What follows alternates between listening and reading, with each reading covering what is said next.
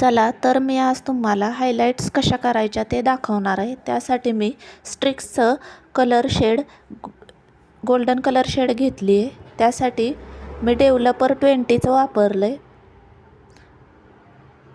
आणि त्यासाठी मी असे छोटे छोटे सेक्शन घेऊन कलर अप्लाय केलेले हेअरवरती आणि त्यावरती मी असे फॉईल पेपरनी कवर करून घेतलेले.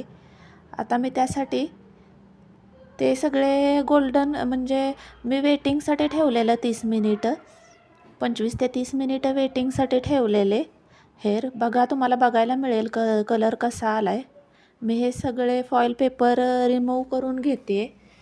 आता मी हे हेअर वॉश करून घेणार आहे without shampoo. Only hair mask apply करणार आहे आणि मी हे फॉईल पेपर सगळे रिमूव्ह करून घेते. त्यानंतर मी हे हेअर वॉश केल्यानंतर खूप सुंदर कलर शेड दिसेल. तुम्हाला मी रिझल्ट दाखवणार आहे.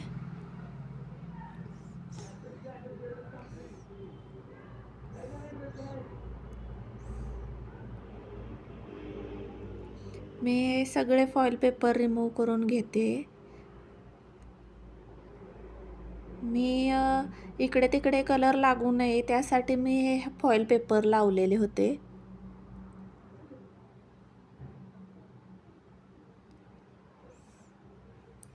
आजकाल गोल्डन कलरचा खूपच क्रेज आहे हायलाइट्सच्या.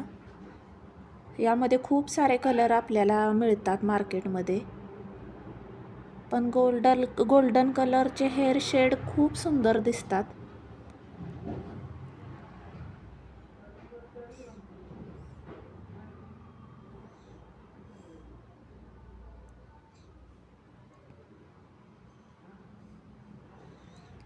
चला तर मग आता आपण हेअर वॉश करून घेऊ.